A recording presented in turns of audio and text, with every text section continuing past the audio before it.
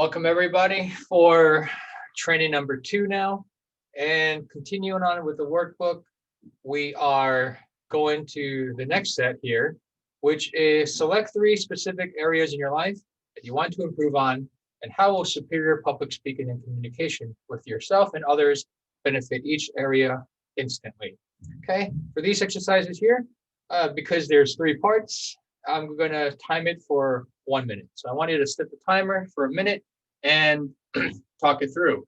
Now, it's part of the time management, right? You want to get up to 3 points. So, if you do a take and you only end up going in 2, that's fine. If you end up saying all 3 and you have time left over, that's fine. This is all part of the training to make sure that you get it all across, okay? So again, try your best to answer the question specifically in terms of instant benefit. So here we go. I'm actually going to get a new workstation table, and I'm really, really excited. And you know why? I got 10% discount from it. They normally said you had to wait till the holiday season, but I told them that I was going to buy it no matter what. And long and behold, I'm able to get the table now in October, as opposed to waiting another month or 6 weeks for that brand new table. So one area is through customer service communication. The second area that I could say that I've improved upon is with my friends. Today is October 17th, one of my close friends' birthdays, and I was able to use my communication to gather a bunch of us up. So we're going to have a virtual party on Zoom. And lastly, I could say that with my sister, she has Amazon Prime, which I don't. So I've been having to communicate with her a lot in terms of what products to buy me and not get angry at her if it's the wrong product, but making sure that all goes smoothly. So I would say customer service, friends, and family. Cool. So that's a minute. Next, what are the top 5 attributes that make a superior speaker for you? Creativity is certainly one of them. It's hard for me to think about how I can make creative assignments for you since we never meet in person, and yet it keeps you on your toes, but yet it's achievable for all of you.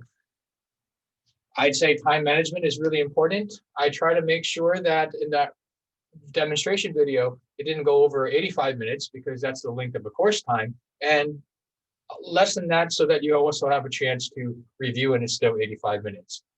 Third, I would say endurance. I have to talk a lot, so you got to make sure you have enough energy. Fourth, I would say posture is really important. I ask you to stand up because it is different than when you have to sit down and speak. And last but not least, I could say, at least in this day and age, technology. I have a 4-monitor setup here. I have the green screen with a big board. You got to know how to communicate through the different channels, and that's what makes a superior speaker for me right now. Okay, good. So now you finished 2 out of 13 minutes of training. Okay. Now, if you notice through the exercises, I try to sprinkle in some triple alliterations here, some triple rhymes here, some areas for dramatic pause here, because I want you to get so used to doing this that you might not even fully realize it, right? Develop your ideas and thoughts thoroughly and totally. That's the alliteration right there. But get in the zone and start losing yourself. So here you go. Select one worthy person to dedicate your speech semester to, and we'll begin. I dedicate my speech always to my grandmother. She raised me for 21 years after my grandfather passed away. Never got a chance to meet him. Came all the way to Taiwan, came all the way from Taiwan to New York just to do it all over again to raise me from birth. But this semester, I'm dedicating it to my father. My father is getting closer to 80 years old now, and he never got promoted once. Not because he wasn't capable, but because he never was able to speak the English language well enough. And I know there's a great sense of pride that goes through his veins, knowing that not only is his son capable of speaking English, but also at a level now where he would never have imagined that now I'm being paid to teach other people how to speak superior English. So I'm doing this for my dad, who never got promoted once, and that's because of his speaking. But now I want to be able to tell him those stories of how speech is being able to afford everything for him. Good. So that is 4 minutes now. Okay. And now, congratulations. We are going to the next one right before table of contents. Who are 2 people you want to inspire to the next level. I have a current student, well, I have a former student of mine, and it's been about 5-6 years already, and we still keep in touch. He's been going through some of the difficult times from having to have the coronavirus affect his business, and now he's in a completely different field. And I do want to inspire him because he is a great person, yet he's just going through a really difficult time. So by me able to sharing him my life lessons that I've learned and keeping him in the game really makes me happy, and I do want to keep inspiring him. Another person would actually be my mother. My mother has, of course, lived a really hardworking life, of course, if you want to put it, raising me, raising my sister. And I just want her to be inspired to continue to have the perseverance and letting her know that the days are going to get better, that she can achieve some of those dreams that have always seemed far away, because I'm going to help them. I'm going to help her achieve them. Okay, good. So now, congratulations, you have finished, I think, 5 minutes of training, and you made it to the table of contents. Okay, so if you notice again, introduction, transformation through training, okay, and introduction speech, which we have concluded already, right? Congratulations. You know now that life revolves around referrals, recommendations, and references, all of which are recommendations that require introduction speeches, and now you're capable of doing it with the first impression and your last impression with your attention grabbers and unforgettable ending. So we are going to go later on, right? And I'll talk about each and every one of these exercises, right? High school versus college, more competition every year. We call in Who Are You? But we're just going to work through the workbook through each scroll. So when we get to that part, I will discuss each and every one of them. So scrolling down, you get an idea of what we're going to go through, right? Demonstration speech unit. People who can prove under pressure in front of people, get paid profusely and profoundly. You see the alliterations happening over there as well. And if you've done the lesson video, then you saw that there are a whole bunch of other P's as well. Okay, so essentially in each chapter, there are some exercises in which I want you to think about, right? Think more about who you are, what you're doing, what you want, why. There's going to be some speaking exercises for you to do that are specifically going to help you with perhaps the literary devices, your time management, your body language, so on and so forth. I have some worksheets for all of you to really start applying these lessons into life, right? What's the importance of time management, not only in speech, but in terms of your overall life outcome on a day-to-day basis? What's the importance of managing each and every word compared to what's the importance of managing each and every dollar or each and every minute that you have?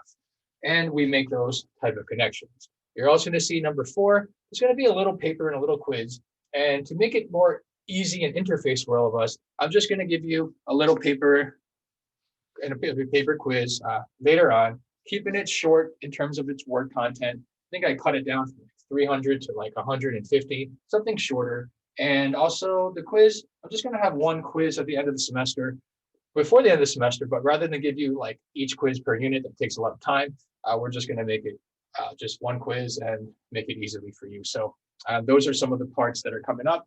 And of course, you have the outlines for every speech, the sample outlines, and also the template outlines for you to be able to follow going through. Okay, so now you're going to start a chance to look through each unit a little bit, and I'll be making these videos more proactively so that I can post them all in advance, and then you'll get a chance to watch them. I only ask that you don't get gung-ho and try to slide through all these 13-minute trainings in one day, because then you're not going to give yourself a lot of time to actually improve, right? 13 push-ups a day, every single day, you'll get great results. 130 push-ups one day, 0 for the next 10. You're going to hurt yourself, and then you're going to lose all your gains, okay? So let us go now to scroll down the unit chapters. Okay, and then you see the next box here. Regarding speech and life, what other topics of interest would you like to cover and explore? What other skills you have? And here we go, 1 minute. The intersection between travel and speech has always been a pivotal part of my life. The ability to grab someone's attention in a speech is really similar to being able to grab someone's attention when you're traveling. Many times when I travel, I have a limited opportunity to get to meet somebody. So I have to make a nice impression that they think, hey, this guy's cool, this guy's nice. I wouldn't mind hanging out with this guy, invited him to dinner, invited him to hang out with our friends. And failure to do that, they're just going to move on from you, right? So traveling and public speaking has always been that intersection where I see the overlap. I see the importance of being able to relate to someone from a different country, understanding a little bit more about their cultures and values, and not trying to be predisposed in what I believe may be true. That is just one way of seeing it from a life perspective. And through that, with 105 countries, I can say that I've certainly grew through travel and speech collectively. Cool. So that's another minute. I think we are up to 5 now, but just to make it easier for you, I'll say 6 in case that was the case. All right, so we have opening words now, right? Those are my words to you as far as what I'm trying to achieve with all of you in the time that we do have.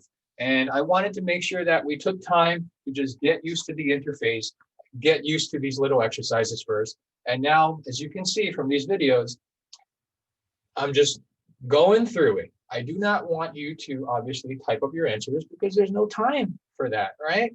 You don't even need to think about it so much. These are important questions, and the more you think about it all the time, they'll come a lot more rapidly and a lot more naturally. And that's the way that we're trying to aim for this stuff. Now, I understand if you might not be able to come up with these right away to your liking because you want to have some more thought to it. But all I'm trying to say is you practice 13 minutes of speaking a day and you're going to get better and better. Okay. So again, if you kind of mess up in a minute to talk, that's part of the training, right? That's part of the practice. So, you do one of these and it doesn't go smoothly. That's the whole point. You move on to the next one though, and you take it there. Your goal in life is not to answer one question really well. Your goal is to maybe struggle with a question or two, but make sure that every subsequent question, you get better and better with it. Okay. So I could, in theory, mess up more in these answers in terms of what people think might be a mess up, but I'm just going to go with the natural flow of everything so that you can see how all this like. Okay. So minute number 7. What are your personal growth expectations for the next 3 months? And ask yourself why you want this. The greatest challenge for me during COVID is to have a pre-organized, for lack of a better word, script or plan for what's supposed to happen. You may be able to tell that I do like the opportunity to get to know each and every one of you and to develop more of a collective community in which we communicate. Triple alliteration. However, because it is online and you don't get a chance to just flow what happens in the class and carry it on to another, it's almost like you have to build what's going to happen. It's hard because it's like I'm trying to build a wardrobe of what to wear for the entire semester. Yet I don't exactly know how the weather's going to be like on a certain day. And it's hard that I can't make those adjustments, right? If our class was meeting live, I could make those changes here and there because I know better 2 weeks from now what the weather might be like on the 15th day. So that's what I really want to improve on, to be able to be pre-planned a little better, especially in electronic times. Cool. All right. Now, if you need a little bit more time and you got to talk a bit more, that's perfectly fine. But you're aiming for a minute. You're getting used to speaking effectively for 1 minute of time. Why? Because oftentimes people say, give me a minute. You got 1 minute. You got 30 seconds. You're getting used to those times, okay? And eventually, as we do more of these exercises, you're going to put the time, you're going to talk, and before you know it, you'll be stopping at 59 seconds. You'll know internally what that time is going to be like, okay? And that's one of the amazing powers of just understanding the concept of your limitation in life and also your limitation in opportunity of you yourself as a speaker. All right, so, next one. List 10 best reasons why people you know fear public speaking and face-to-face communication. Write a brief on each one, rank them from least to most. So of course, with this stuff, right, you have the option to go to the notes section, and you cannot type right into the text, unfortunately. But what you can do is you can use it in the notes section. Write it in the notes section, right? Because later on in the semester, I'll make sure that I have a chance to put up a place where you can upload all the cool stuff that you wrote. and I would be able to give you some credit for it as well. Okay. So you have an option on how you want to take this question, right? I mean, yes, in theory, you can take each one and talk about it for a minute. That's 10 minutes right there. I wouldn't want you to do that in this case. I would want you to write the 10, and I want you to just be able to talk about perhaps the main one that bothers you. But at least for this question, just talk about it for a minute, okay? And if you notice what I'm doing with these videos, I'm saying the question before I start. So at least when I watch your videos, I'll have a better place order of what it is you're saying. And it's not just, 13 minutes of stuff, right? It's like your introduction, body, conclusion, so to speak, 13 different times or 26 different times. So for this one, I'll start with a little list, and then I'll just go with one of them perhaps, okay? And I'll just begin. The fear of being judged is a big one for people. And I would say the fear of being seen.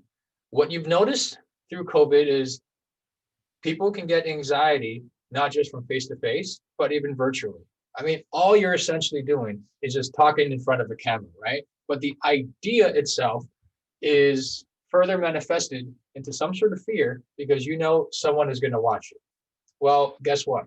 Big Brother is watching all of us, okay? They're watching how we walk down the sidewalk. They're watching how we look at an elevator. You see so many signs now that said, smile, you're on camera. How do you combat this fear? Well, you got to know yourself and be comfortable with who you are. Everyone's watching at a certain point, and you got to be okay with it, right? That doesn't mean you got to change who you are. That doesn't mean you got to censor anything, but it just means that you have to live a life that's true to yourself. And if you can do that, you eliminate a great fear of people seeing you in your speech. All right, so there you go. I just took one and answered it. And of course, you can label a whole lot of other parts, but I really want you to think about from your life experiences, what do you see most people struggling with, and what might you struggle with the most that you can overcome? Congratulations. We have finished 9 minutes so far, and we are starting the introduction here. Okay, so I would like you to read the preface, okay? Preface is really great. I had the privilege of working one-on-one with Alan when he was a high school senior. And through that entire experience, we trained him up because his family wanted him to be more confident as he was going away for college and wanted him to be able to handle himself in all types of situations that he would certainly have been in. So it's one of my most wonderful privileges that I had a chance to help him out with my speech, okay? So who is someone that has personally influenced you for the better? How and what did they communicate to you that has been impactful? Eugene. Eugene is my god brother, son of my godfather, and he is exactly 10 years older than me. I can for sure say that when I was in high school, I was supremely stressed. I was worried about college and becoming a young adult and all that sort of stuff.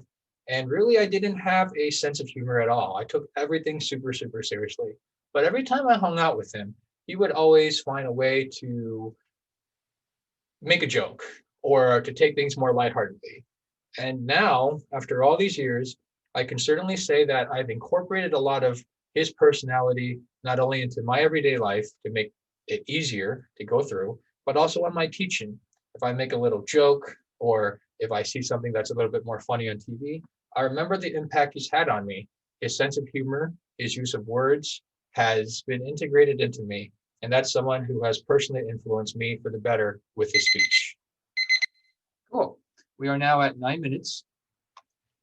Now you're at the part with the student testimonials. And one of the most amazing privileges of the person that I've been able to have in my life is this student, Michael, over here. Michael was a freshman and he was assigned, just like perhaps all of you are, to take the public speaking class as a necessity to graduate. However, toward maybe the 30% of the semester mark, a little bit about where we were 2 weeks ago, he started to ask me a lot of questions about public speaking that wasn't just speech grade oriented, right? He started to see about how speech can be integrated into his entire life, socially, professionally, romantically, family-wise, you name it. He started to see the entire scope of how speech made a difference. We both enjoyed our times together so much that the following semester, he happened to have a break between his classes and one of the classes that I was teaching. So he just pretended to be a student all over again. Everyone thought he was brand new, just like everyone else, but he was a ringer.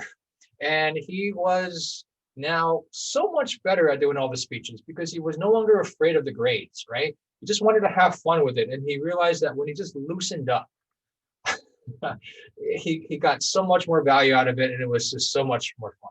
So I know, yes, you're being graded in this class like you are in every classes, but try to see how maybe if you lighten up a little bit, maybe that'll impact your performance, right? The best athletes, of course, they take it seriously, but those who can lighten up under pressure usually also perform the most.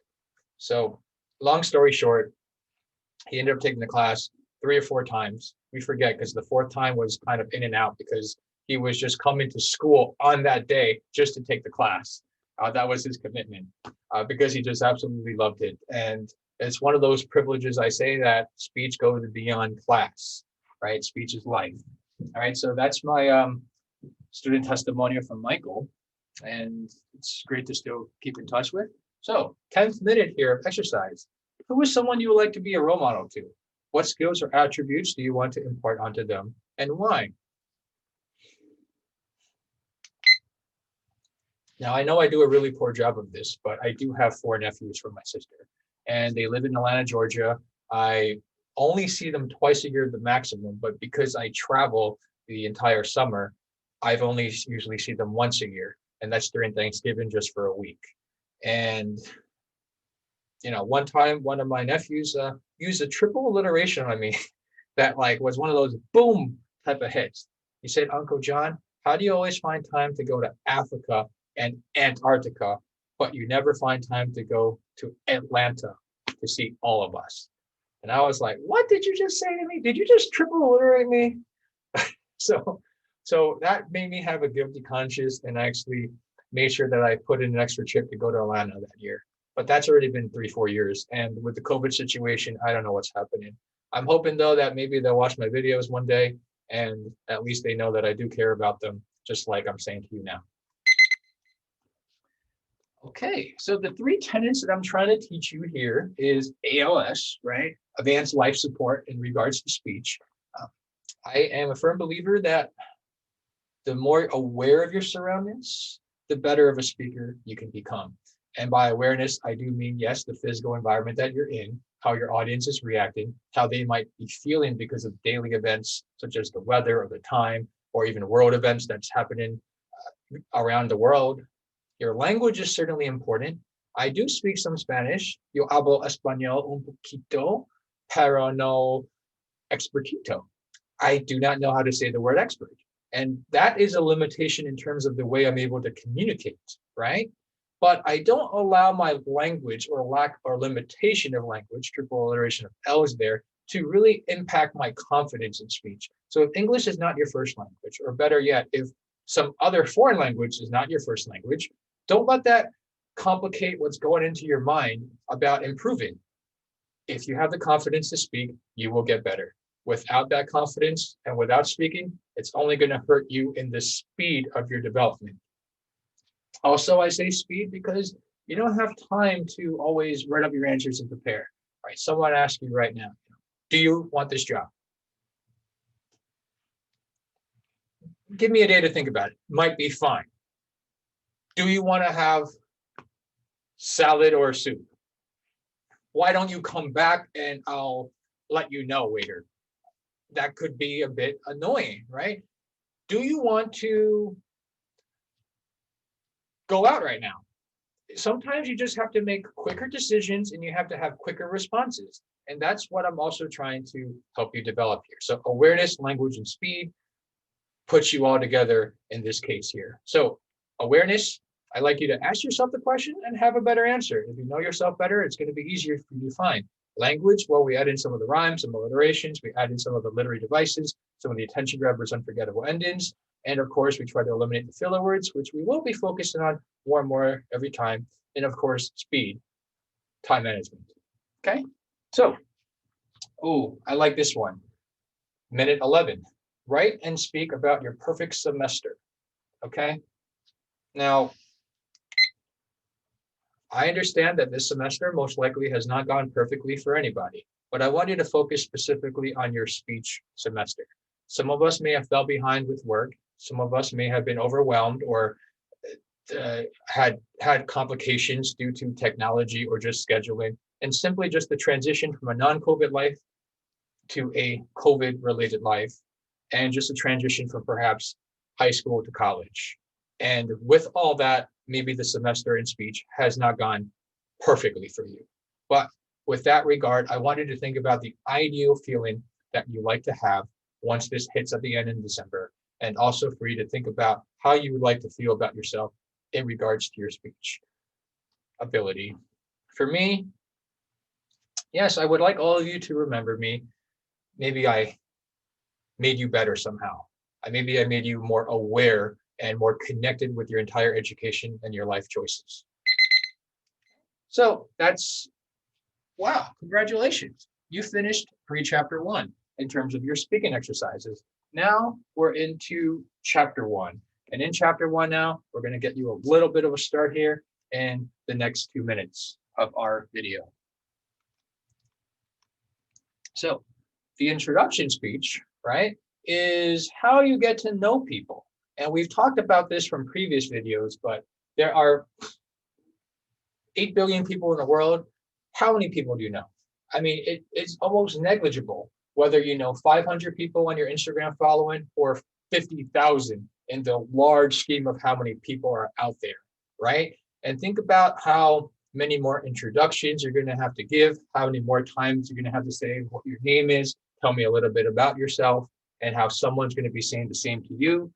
Think about you being an interviewer, having hundreds of applicants every single year introducing themselves to you, and ultimately how you're going to distinguish between one who stands out that you want a second interview with versus those that don't.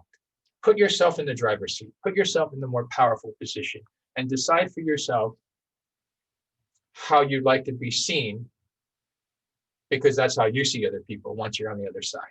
Okay. And of course, we talked about this through other videos as well. So I don't want to spend too much time now reiterating some of those points, just to keep this easy for you to keep at 13 minutes. Okay. So we are now starting to get into the context of this thing. Okay. Your speech journey starts now. We talked about speech battle. So there you have the weaponry, right? The gladiatorial swords. Now, please read the parts that I write over there. Victoria, amazing student, amazing person. It's already been 3.5 years. We lose touch with people, but hopefully, we could reach out again and see how she is. I'll start a question. How would improving your public speaking change your life right now? I did mention about the 10% discount off the table, which the table with everything cost about $780, but I got an $80 discount from that. But let's think about how else it could improve right now. I'm fortunate to say that I've taught 105 public speaking classes in person. That's a lot of experience. Compared to, dramatic pause, 0 public speaking classes online from the start of the semester till the end. The only previous experience that I had teaching online was last semester, when around March, we had to switch over to hybrid mode. And, improving my public speaking right now is really integral. I try my best to respect your times by making sure that my videos have a certain time limit, and also be more organized with the points that I'm trying to make. Doing my best here. And improving my public speaking for this will help me master the channel of communicating face-to-face virtually, which is the future of communication and education. That's how it can help me right now. Cool. Where's something you're proud of? You'll get a chance to, talk about this through your meaning. I noticed that some of you did that for your introduction speech, and specifically for your demonstration speech coming up. You definitely do want to dress the part to help you with your presentation. When I showed you the bad one, I had the bad outfit. I just had a regular whatever outfit. When I had my house, which is right outside, you saw me with the all white outfit. So you understand the importance of that. Okay, now we'll leave these two as the last ones for this training. And I do want to write your thoughts about time. So for my minute, I'm just going to explain this diagram to you. And then I want you to actually talk about it, okay? A lot of students in high school always say they're busy, they don't have time. And in college, guess what? They're going to say, I'm busy, I don't have time. After college, what are they going to say? I'm busy, I don't have time. But I wanted to let you know that you have a lot more time to yourself now in college as opposed to in high school, and that's why I leveled it out for you. You see, your winter break, you're going to have 3 more weeks now than usual. Your spring break, you have an extra break, but now we don't have it, so it's taken away. But in any case, your summer is the big one. Normally during summers, you have 8 weeks. Congratulations, now you have 14. You might be used to finishing school at the end of June. Now we finish the middle of May. That's a huge difference there. Overall, in 1 year's total, you have 10 more, you have you're in school 2.5 months less now every single year.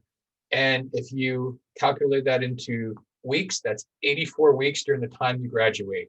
That's a whole lot of time that you now have to yourself, okay? So even though you graduate in 4 years, you almost have an additional year to yourself during that time period of calendar time.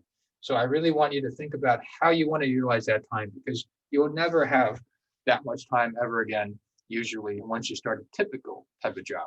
Now, in terms of the day-to-days, I want you to know that from high school, you're usually there Monday through Friday from 8 to 3.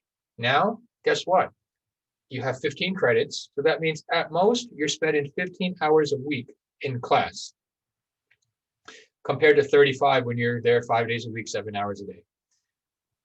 If you do all that math, right, you are actually in school 960 hours less every single year.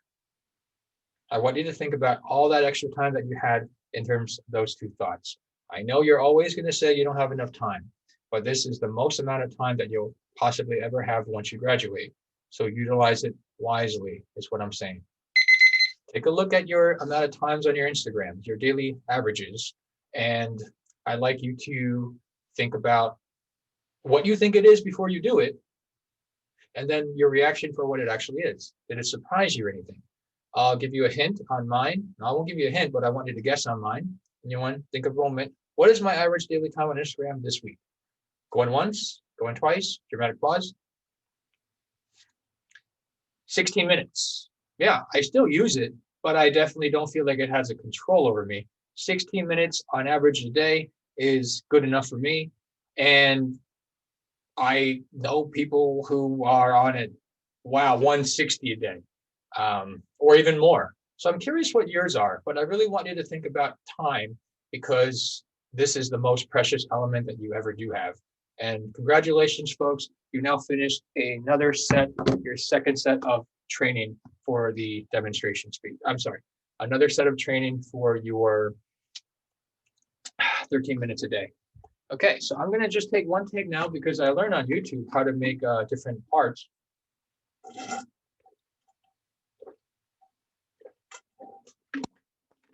And ooh, this is actually really hot. This is a vest that, you know, has this heater inside, which is actually great. I tried to not turn on the heat the entire winter, and it saves a lot of thousands that way, but I'm kind of crazy that way. So in the spirit of changing the background, I will change the background a bit, so at least it feels more fresh. Let's see which background I want to go with here. Okay. I always liked this background. I always thought it was kind of cool. So now we're starting the day 3 training here. Oh, okay. So let me explain this one. And again, I'll explain it and then I'll quickly talk about it. So these are explanations and videos. So Here we go. Okay, so read it, but here's the explanation for you. Okay, you're going to see in the red box, right, the high school. That's the high school that all of you went to, okay? And from that little high school, of so many high schools in the world, you have a idea of who you are, maybe how popular you are, how smart you are, how athletic you are, whatnot. But I just want you to know that had you gone to a different high school, maybe just across the neighborhood, across the street, or maybe in a different state or a different country, your entire experience would have been different.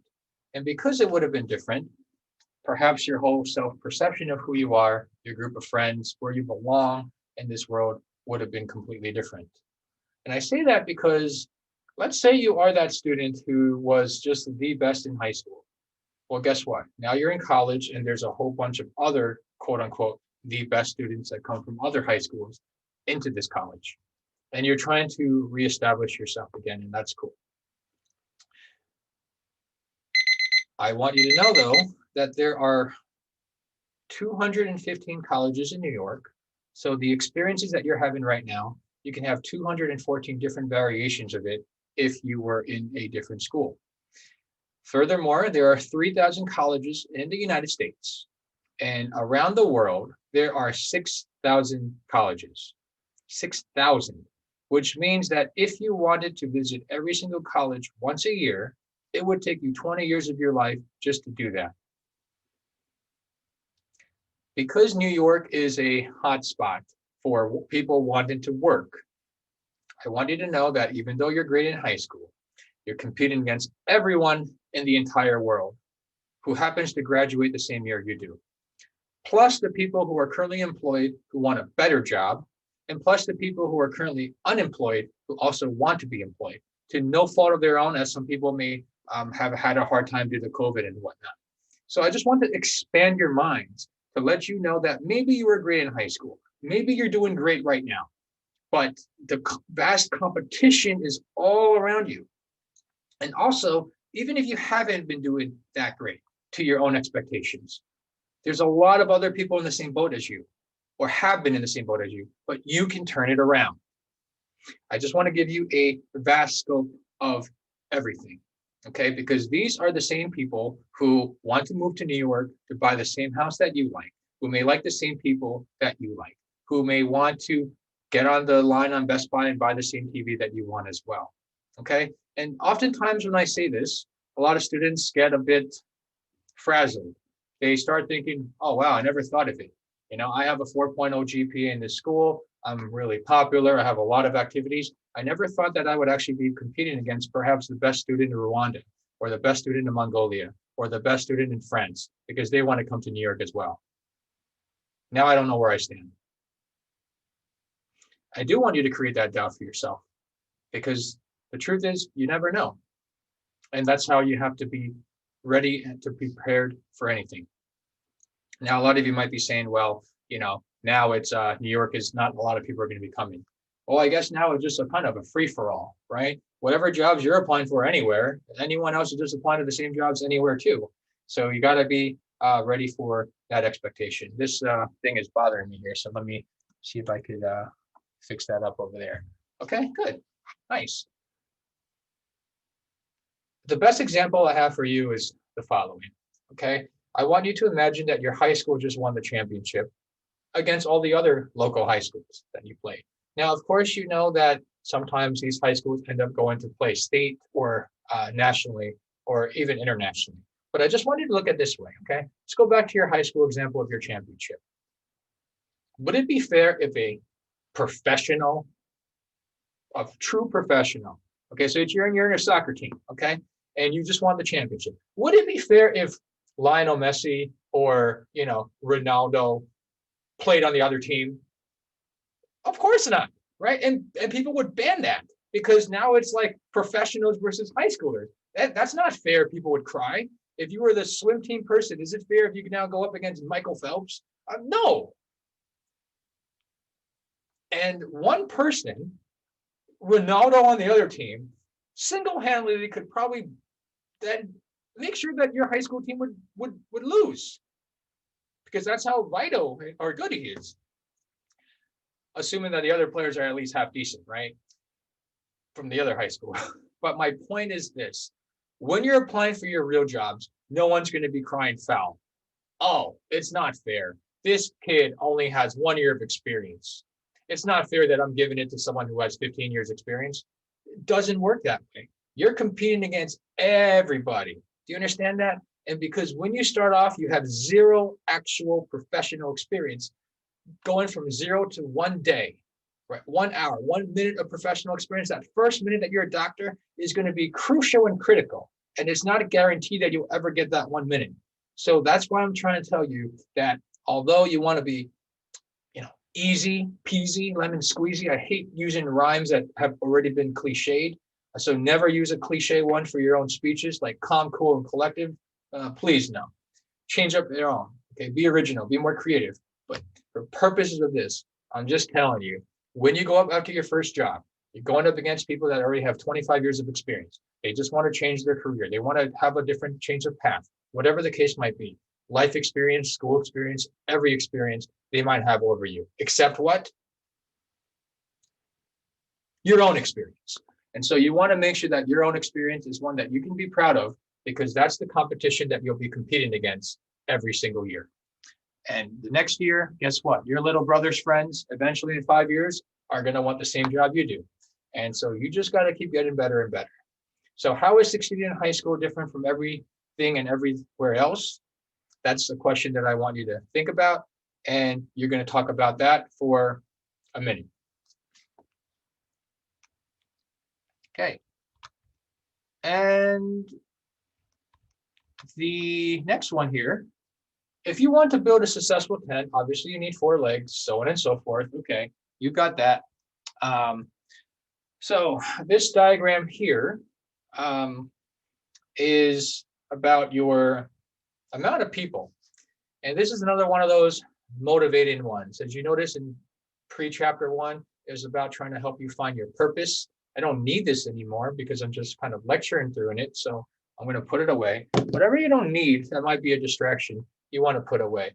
A lot of people, when they're sitting down at the tables, they're taking notes. But then once they finish their notes, they raise their hand with a pen, which is not necessary because then they spin it. Sometimes it drops on the floor. The teacher asks them to come up. They come up now with the pen, and then the pen starts being distracted.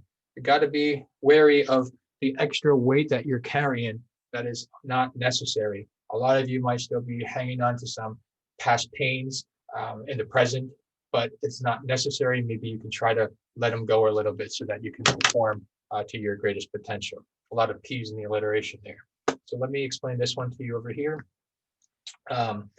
There are more people in the world that go to elementary school than middle school.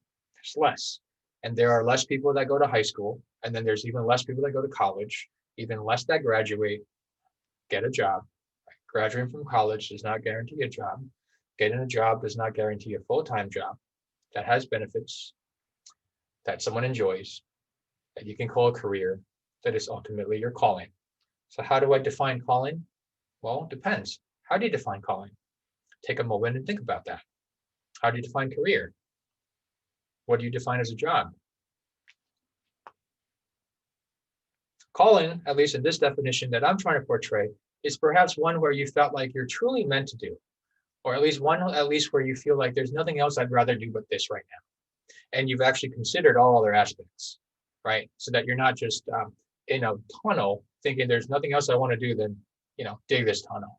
You've seen the outer world, and then you still decide, out of everything else in this outer world, my favorite job in the world is to keep digging this tunnel. That's all the power to you. And I say this because the amount of energy required to graduate from elementary school to middle school is perhaps not that difficult. The educational system wants to pass everybody through, right? It's a funnel. Hey, let's get into middle school. Hey, let's get into high school. Oh no, people are not graduating from high school. Hey, let's create all these initiatives and whatnot so people can get to college. Oh, not everyone can go to college. Sure, let's create some programs. Let's create some educational funding, and you can do that. But at some point there, right, there's not like so much like, hey, we're going to have to funnel things out. I mean, can you think of someone in your life right now that graduated college that doesn't have a job? Maybe someone that has a job that they don't like it. I mean, actually think of these people's names. Or what about people that have jobs, but they don't really call it a career? Or perhaps even worse sometimes, people who have a career, a job that is a skill that requires some sort of expertise and level of education, perhaps, or experience that they use just to provide for their families, but they don't enjoy it. There are a lot of lawyers out there, for example, that I know that they have a job that pays well, they do it well, and it covers their health benefits for them and their family, but they actually don't like it. But why did they stay? Because that's how they make their bread and butter. But it's not their calling. They would have much rather taken a risk when they were younger and pursued something else. Or maybe they want to make a career change, but they don't have the guts to do it. There is no state government program that's trying to help you transition somewhere else. And that, I mean, they got to invest that to get elementary school students into middle school, right? But I'm telling you now, the amount of energy that it takes to go from freshman to sophomore to junior to senior and even graduate is almost infinitesimal to the amount of energy and initiative and care and dedication that it's going to take for you to get that job. And then for you to be able to promote yourself and all that part. So I want you to get used to developing the right, at least speaking habits, right? And in this course here, I'm also trying to teach you all the other elements that may help you to be more successful, not only from my experience or past experiences from former students and some of my mentors or just world observations, but for you to ultimately decide, but try to, again, at least make you more aware of everything, okay? So that's what I want you to all consider, okay? Are you graduating right now, college, are you in college right now just to graduate? Or are you thinking I'm in college right now so I can try to find a calling? And that's a really big distinction in terms of your passion and motivation to not only take this class to a level of severity and dedication, but in all your classes combined. Because I know, and you know, there are an infinite amount of students who oftentimes just say, let me take this course because I have to and get the credits, and let me just take all these credits so I can graduate. Well, guess what? You graduated today. Now, what are you going to do? I'm going to do this. I'm going to do this. I'm going to do it. Great. Okay. Break it down into steps. How are you going to do it? Okay. It doesn't work. What are you going to do? Okay. This is your time to be more aware on how to do all that. And you know how you do that? You're going to have to navigate your own thoughts and your speech in your mind. You're going to have to talk to people, introduce yourself to other people, prove under pressure in public or in front of other people that you can do the job. And that's how all this is structured in our own sort of funnel. Okay, so what do you realize about these lines and how might these lines apply to you moving forward? Okay. All right, so here comes the part which is actually going to be your paper that you're going to do the first one. And again, just keep it to 150 words. And as we go through the book, you'll be able to see when that is due. But in this one, right, I just want you to start thinking about who you are. And we had a little bit of an introduction to that through some of the speeches that I did with Ivan's. But now that you've been introduced by your partner and you've been through this course for a month and a half, 6 weeks already, maybe. Wow, time goes by really fast, right? I want you to start thinking a little bit more about who you are. Now, topoi, as we had discussed in another video, is Greek for topics. So who are you? One of the bubbles, you might write son or daughter. Another one, you might write brother or sister. Another one, you might write college student. Another one, you might even be more specific, and that's where the other arrow is. And you might say a engineering student, and you might even write senior. And then the deeper you can get in terms of each one, the better understanding that you're going to have about who you are. So who am I? I could say I'm an educator. I'm a professor of public speaking, specifically at this school, specifically who tries to emphasize extemporaneous speaking, specifically who is doing extemporaneous speaking online virtually. And then I can start to see the difficulties that I have, right? Am I using Canvas? Am I using Blackboard? And that helps me understand who I am. So I want you to take a moment to start thinking about that, okay? Who are you? You can start with the labels of professions and just, some of your prescribed parts of your family, and by default, you're these roles. But to go a bit deeper are the ones that you choose to be. Who am I? I'm a world traveler, right? I chose in many ways to be that. Who am I? A huge, huge, huge Eli Manning football fan. I got a book coming out right before his birthday on January 3rd. So by all means, I'm excited to be able to share that with all of you. And who am I? I'm an Android user, not an iPhone user. So an Apple user. So these are examples of you trying to figure out who you are, because there are specific reasons why I root for Eli Manning and I love the guy, and why I'm using the Android and not the Apple iPhone. And this is helping me identify myself as a person. And I want you to be able to think about that as well. The introduction speech is over, but again, who you are is going to be up to you for the rest of your life. So as you can see over here, our goal is to aim for at least 1,000 minutes of training. Now, ideally, everyone has done all the assignments, done all the completing to the best of their abilities, but that's in a perfect world, right? In a perfect world, everyone is great. 13 minutes a day, 13 minutes a day, 13 minutes a day, 39 more minutes done, okay? The students who really, truly flourish are the ones who do 10,000 minutes of public speaking training throughout the entire course of the semester. People talk about 10,000 hours and you can become some sort of expert. It's really up to you. 13 minutes is the minimum that I like to prescribe for me to confidently say, hey, if you do 13 minutes a day, seriously, and you do everything else, you are confidently going to finish this course and be able to tackle so many of the obstacles that other people might run into in regards to their public speaking and everything that relates to it. Their job interview, class presentations, group work presentations, class participation, dealing with conflict, being able to be a leader in your organizations, being able to give off the impressions that you want in your social situations, so on and so forth. Okay, that's what 10,000 minutes buys you. 1,000 minutes give you really great confidence.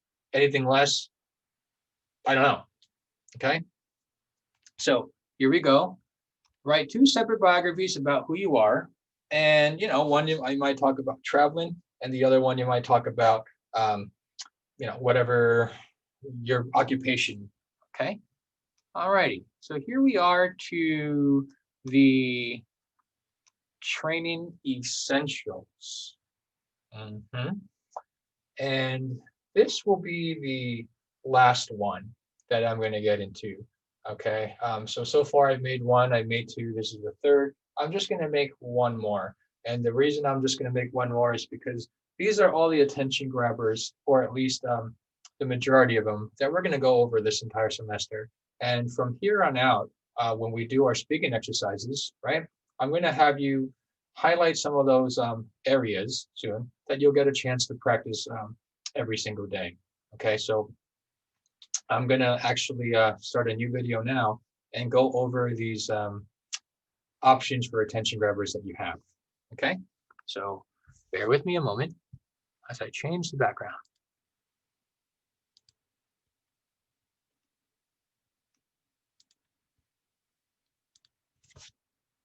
All right, so this is the final one for now.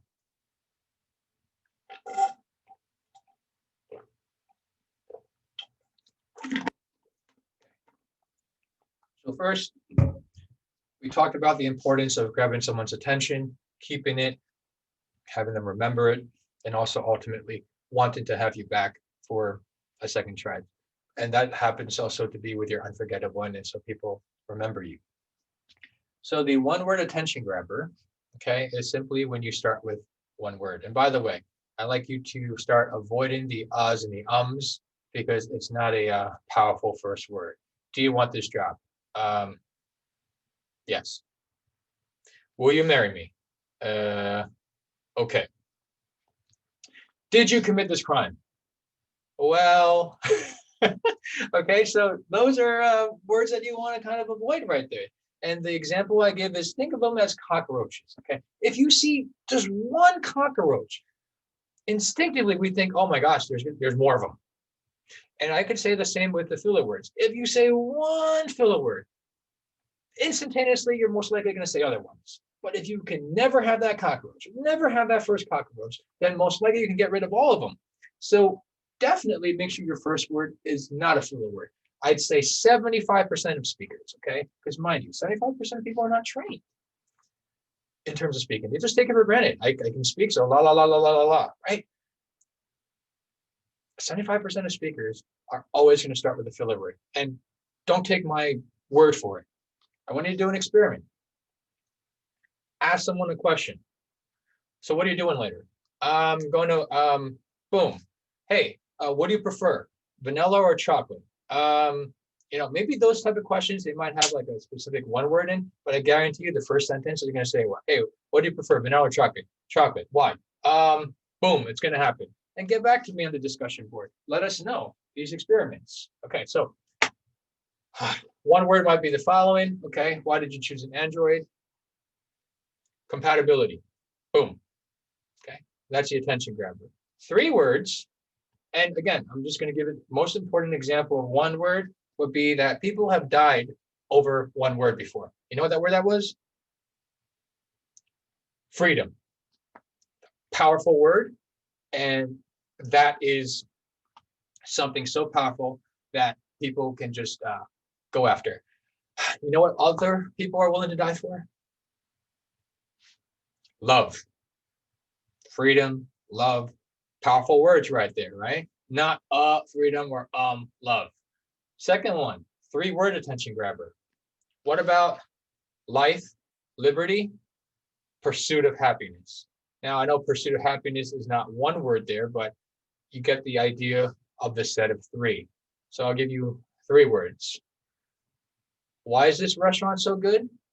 Because it has amazing breakfast, lunch, dinner. Give you another example of one. How do we know that our borders are protected and we are a dominant force in the world? Because we have the best land, air, and sea. You can come up with many different examples. I'll give you a reference from the 1980s, a nice cartoon. It's called DuckTales. And Uncle Scrooge has a lot of money and he had 3 nephews, Huey, Dewey, and Louie. And also has the triple rhyme in there as well. So that's another way you can start your speech. One statement is powerful. It's not a sentence, it's a statement, right? Today, we will earn our freedom. Today, we will become the men and women we've always dreamed of becoming. Today, a lot of the today speeches make a big difference. A lot of, and now, let's get ready for the show. Make a bold statement that grabs someone's attention, not just something like, so I'm about to tell you this. Triple statement is simply 3 statements that you put together. For example, my favorite basketball player of all time, Patrick Ewing, the New York Knicks, the MC would always introduce him in the following way. And at center, the 7-footer from Georgetown, number 33, Patrick Ewing. Okay, that was the triple statement attention grabber. Another one that you might be really familiar with is who? Well, it's a bird. It's a plane. It's Superman. Triple statements there. One question. We've had some practice with that, and that's a great way to also start your speech. What do you want to get out of this class? Boom, right there. What would you do if you stumbled upon $1 million? What would you do if you woke up tomorrow and you can't speak anymore? There are rhetorical questions and participative questions, and the difference is with the prompt, okay? If you want them to participate, you might ask a prompt for raise your hands, for example. How many of you did a homework yesterday? Raise your hand. Versus, how many of you did the homework? You know, notice how I changed my tone to make it more rhetorical, which is, I don't want you to answer it. And oftentimes the rhetorical questions come in the form of 3 questions because it's easier for people to know, hey, I don't want this guy to answer. Did you ever wake up in the morning and ask yourself what you want to do with your life? Are you spending your life the right way? Will you have any regrets? Yeah, you're not expecting someone to go, oh, me. You just want to ask those rhetorical questions, okay? But if you want participation, you might say the following. How many of you had breakfast? Raise your hand. How many of you had a big enough breakfast? Clap your hands. And how many of you wouldn't mind if you had free breakfast again right now? Clap your hands.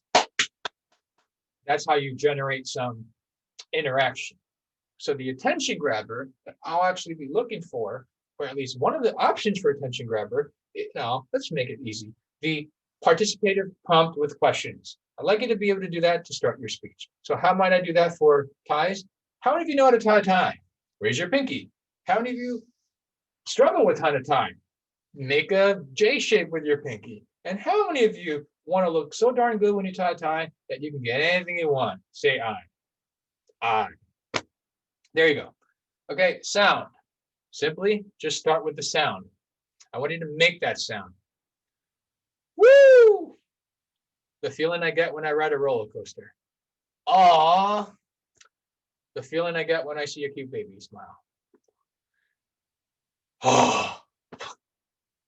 The exasperation I feel when I run out of giving candy on Halloween to trick-or-treaters. Okay, gestures. Whatever gesture you want to make, you start with that, no sound, and just start.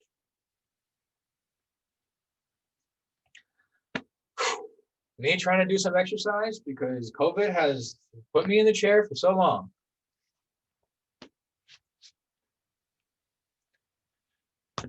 It's hard to maintain your balance in life.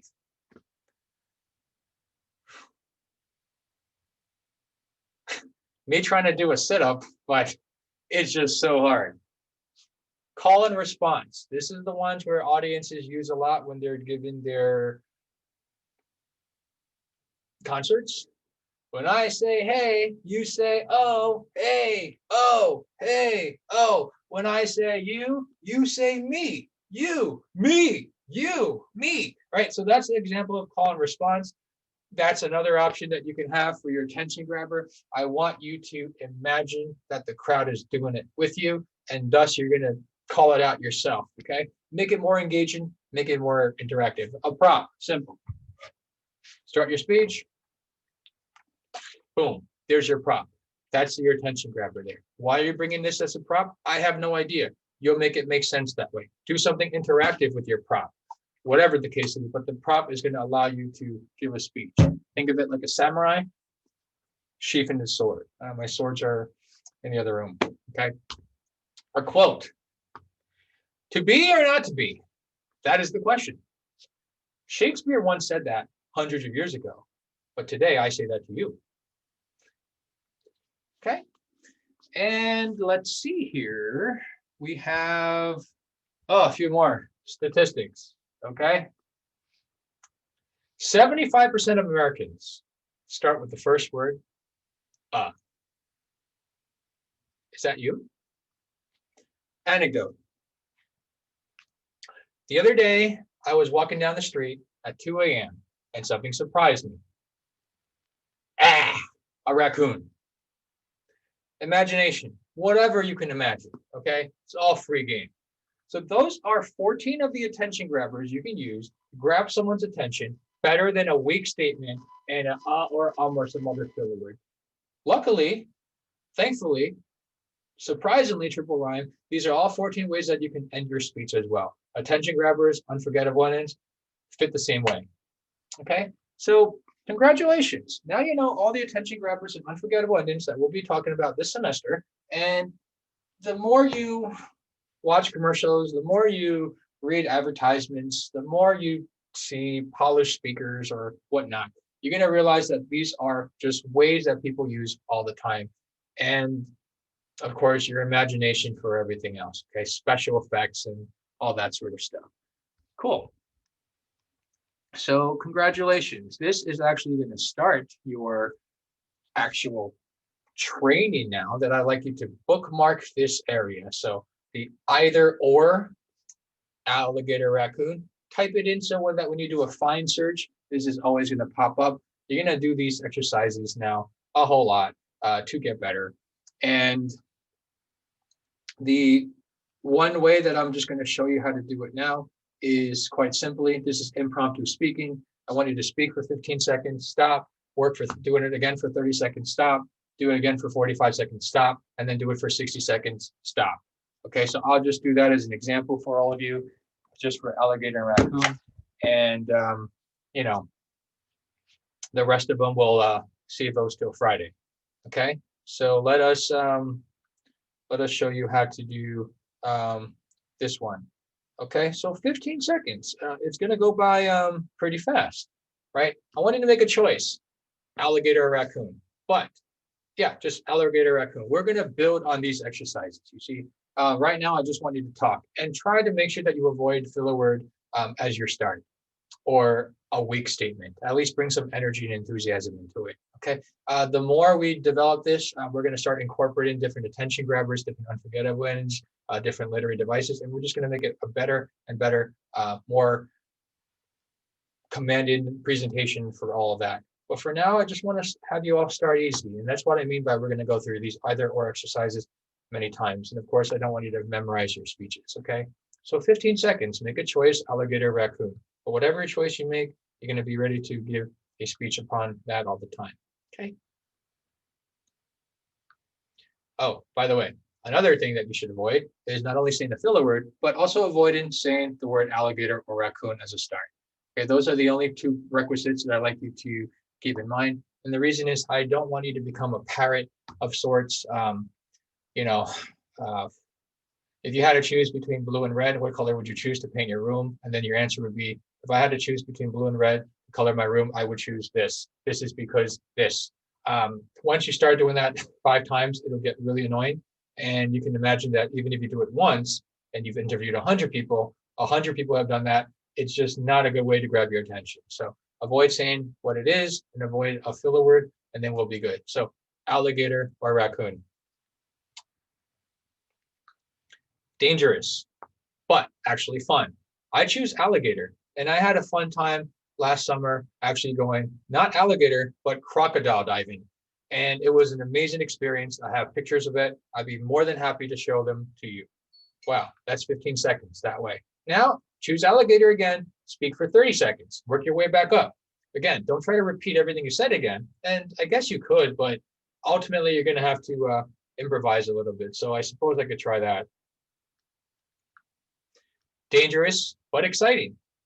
I choose the alligator because it's as close to a crocodile as possible. When I was in the crocodile tank, I was able to feel the leg of the alligator, the foot, and done. Oh, that's 15 seconds, sorry. And I was also able to feel the belly scale. It's an enormous creature that spans the entirety of where you are. You're standing down at the cage, and then you see 10 feet all the way behind you, sometimes 15 feet. Cool. 30 seconds, 45 seconds now. Let's set it to 45. Their eyes are pretty creepy. I know people say that cat eyes can be a bit quickie because they just dart around. Man, these alligator eyes, they look like the size of a fist. And then they look at you, and then they move really, really slowly. And when they get on top of the cage, it is for you to be able to feel their skin and how tough it is. And the way they do that is they actually put pieces of meat right on top of you so that the alligators want to climb up. And it's really important that you kneel down, because if you go up, they always say whatever goes out of the cage is not going to come back in the cage. And that was quite thrilling for me. Now 60 seconds.